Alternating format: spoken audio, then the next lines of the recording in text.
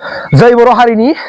दिनै आं बिराद गोजोननाय मोनदों बेरेफुंजानि फार्स्टआवनो कंग्रेचुलेसन जासिदों बयनिसिमबो जायफोरनाखि सा 40 बर' फरायसाफ्रा 2022 आरो 23नि एपीएससी एग्जामाव साक्सेस जानो हाबाय बिथांमोनहा गुबुन गुबुन पस्टआवहाय मोननो हाबाय आं बेनि थाखाय जोबोद कंग्रेचुलेसन बिथांमोननिसिम आरो इसोरा बिथांमोननि जिउखौ मोजाङै मोजां लाखिदों आरो बिथांमोना बर' हारिनि जानानै बर' हारिनि गेजेराव गोग्गानाय लाबोनायजों लोगोसे बर' हारिनि थाखाय मोजां माबा मोनसे सार्भिसाव थानाय बा मावनो हाथों आं बेखौ आंनि गोसोनिफ्राय खावलायबाय मानोना बे मोनसे जारिमिनारि सान बायदि जाबाय जुदि आंनि बुंनाया भुल जायाखैबा मानोना एपीएससी एग्जामावहाय इसेबां जेनाखि आसामनि गेजेराव बयनिख्रुइ जौसिन मान सन्मानसिन गोनां जब आरो इन्डिया होनना बुङोबा यूपीएससी आवहाय दा जोंना एपीएससी आसामावनि बयनिख्रुइबो गोजौसिन थाखोनि साख्रि एपीएससी आनजादावहाय सा 40 बर' फरायसाफ्रा दिनै पास जानो हाबाय बेनि थाखाय देरसिन आरो मा थाबावनो लोगोफोर आसामाव दिनै एपीएससी आनजादा हिउज जाबाय आरो बोसोरै बारायबोगोन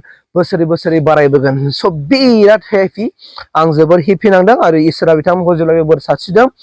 बिनि गेजेराव आंहा मोनसे दुखु थाबाय लोगोफोर मानोना खुसिजों लोगोसे मोनसे दुखु थाफायो होननाय बायदि आंनाव मोनसे दुखु थाबाय कि बे सा 40नि गेजेराव खमावबो जोंनि गामिनिफ्राय सासे थाफाथारनांगौमोन आरो दा बिराद दुखुनांथाव जाबाय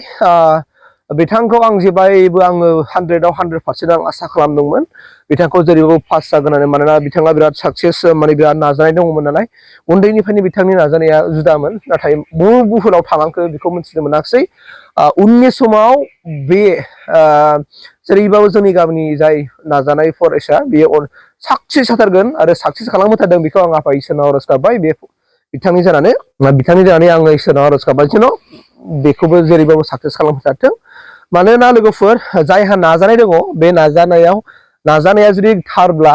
जायना जुदि जुजिनाया जुदि रेडिबा बे साक्सेस जायो दा बर' हारिनि गेजेराव दिनैनि दिनाव फेसबुकआव ससियेल मिडियाआवहाय फुरा जों बिनिल' निउस नुगोन लोगोफोर दा 40 होनाय आं मोनदों आं स्क्रिनावबो होगोन बे क'क्राझार डिस्ट्रिक्ट एक्सननिफ्राय लिस्ट खालामनाय जानो हागौ बाहाय माखासे गुबुन टाइटेलफोर दङ नाथाय टाइटेलबाबो बिथांमोना बर' जानो हागौ एबा मिक्स आप जानो हागौ आरोना हयथ' गुबुन हारिजों हाबा जानाय एबा बर'जों हाबा जानाय बेफोरबायदि जानो हागौ स' बेनिखायनो बिथांमोननि टाइटेला बेबायदि थादोंबो जानो हागौ दा बेनो जाहैबाय मा इसिबां गिदिर इसिबां सुखुनि खौरांखौ दिनै मोनबाय आं बिराद मोजां मोनदों दिनैनि जेनोखि दिनावहाय बेफोरबायदि मोजां खौरांखौ मोननानै सोरनि गोसोआ रंजायासो थानो हाबावनो जोंहा दा जोंनि बर' हारिया बम गावनायनि रंजानायनि सं जादों मानोना खुनु बेला जोंनि यूपीएससी आनजादावहाय बेफोरबायदि पास जाफेराखैमोन इसिबां बुरजा नङा होमबा इसिबां बुरजा पास जाफेराखैमोन बर' हारिनि गेजेराव यूपीएससी आनजादावहाय स' देग्लाय रेकर्ड खालामबाय मानोना जों मोनदों खिनिखि मेन्स आनजादावहाय गासै सा 150 फरायसाफ्रा पास खालामदोंमोन 150 बर' लाइमोनफ्रा एपीएससी मेन्स एग्जामाव पास खालामदोंमोन 150नि गेजेराव बयबो होनबाय थादोंमोन जे 50 पास जाथारगोन जेरैबाबो 50 जना पास जागोन माने माखौ नायनानै माने पस्टखौ नायनानै आरोखि पस्टखौ नायनानै 50 जना पास जाथारगोन होननानै बयबो आसा थिदोंमोन आसा खालामदोंमोन बिनि गेजेराव 50 जननि गेजेराव 10 माइनास जाबोबाय 40 जना पास जाबाय थेवब्लाबो बिराद जोंनि थाखाय देरगाथाव जोंनि हारिनि थाखाय बेयो मोनसे सेक्रेट देरगाथाव दै ओरैबायदि मोनसे देरगाथाव माने गुबुनफ्रा खोनायोबा मेगन सागोन रागा जोंगोन खिन्थु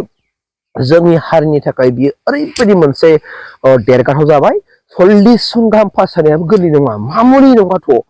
आरो उननि समाव आरो बेबायदिनो बांसिन पास जाबावगोन सारा आसामखौनो जेनेबा जोङो माबा मोनसे दखलाव लानो हायो नामा बिनि थाखाय जों नाजानांगोन बेखौसो आं बुंदों एपीएससी बायदि मोनसे गिदिर बे पस्ट मासिखौ जोंनि बर'फ्रा मोनथारनांगौ मोनफुंनो हाथारनांगौ अब्लासोना जों माखासे खामानि दामानिफ्राव जोङो मा खालामनो हायो जों आवग्रिना लानो हायो आरो बिनि गेजेराव सुपार मिशन 50 जन मोनना सुपार मिशना बे 50 जननि गेजेरावहाय आं दा मिथिनो मोननाय बायदिबा बावहाय गासै सा 6 जनल' पास जानो हादों सा 6 जननि गेजेरावबो चिराङाव 0 क'क्राझाराव 0 बे सा 6 जननि गेजेरावबो माने क'क्राझारावबो 0 चिराङावबो 0 खालि बाक्सायाव सासे गासिबो उदालगुरिजोब ओमफ्राय बाक्सा नङा मुसलपुराव बाक्सायाव 0 माने मा मुसलपुर माने तामुलपुर आरो तामुलपुराव सासे नुदों आङो बेनिफ्राय उदालगुरिजोब गासिबो आरो बे साद'नि गेजेरावबो साब्रैया बर' सानैया गुबुन होमबा नायदो लोगोफोर बेसेबां जोंनि थाखाय बर' हारिनि थाखाय आं बेनि थाखायनो दिनै बुंनो बाथ्राखौ मोनाखै जेखिजाया आं होनगोन बिथांमोनहा जायफोरनाखि APSC गुबुन गुबुन डिपार्टमेन्टआवहाय अफिसार महरै साख्रि मोनबाय बिथांमोनखौ आंनि गोसो गोरबोनिफ्राय अन्थोर सिंनिफ्राय भेरि भेरि कंग्रेचुलेसन जासिबाय आरो बै फंबाय बिनानावमोनहा मोजाङै मोजां गाव गावनि लाइफआवहाय जेनोखि समजों लोगोसे समाजनि खामानि मावनो फैबाय मस्ट वेलकाम आरो बिथांमोना साख्रियाव थानानै जुदि जेब्लायबो मोजांनि थाखाय खामानि मावदों हारिनि थाखाय एसेबाबो माने मा सुबुं सम्पद जानानै खामानिखौ मावनो हाथों आराय खालामनो हाथों बेखौ आंनि सोदोबनिफ्राय खावलायबाय मेनि मेनि कंग्रेचुलेसन जासिबाय इसोरा नोंथांखौनो हरदों आरो फिन जोबनायाव बुंबावगोन आङो जोंनि गामिनि जेनोखि बियानै फिसाया फिन आरो नेक्स्टआव होफिनखाबावगोन बाहा थालांखो बिथांनि दुखुखौथ' मा आंबो नुला बेसेबां दुखु जादों बे बांद्राय दुखु जानो नाङा आरो नेभार गिभ आप होननाय दंखायो नार्भास जों जानो नांखाथारा जों खेबसे होनायावनो जुदि जों बिदि जाहैदोंबा लास्टआव जों जेनोबा सेकेन्ड टाइमाव जों मानो पास जाया 100% सेकेन्ड टाइमाव पास जागोन सेकेन्ड टाइमाव 100% पास जागोन बेखौ आं गेरेन्टि होबाय अननानै जायफोरनाखि फेल लाबोदों नोंथांमोना नाजादो आरो नेक्स्ट बाराव जेरैबाबो लाथारगोन बे मोनसे थिरांथानि गेजेरजों होबानो जाबाय स' आं बेखिनिखौनो आंनि फोरोंनायखौ खावलायनाय जाबाय स' रंजादो लोगोफोर बर' हारिया दिनैनि दिनाव फुरा रंजानायाव दं फुरा रंजा धामाखा रंजा एथम गाव भमा गाव फुरा रंजा लोगोफोर बेखौ आं खावलायबाय थेंक इउ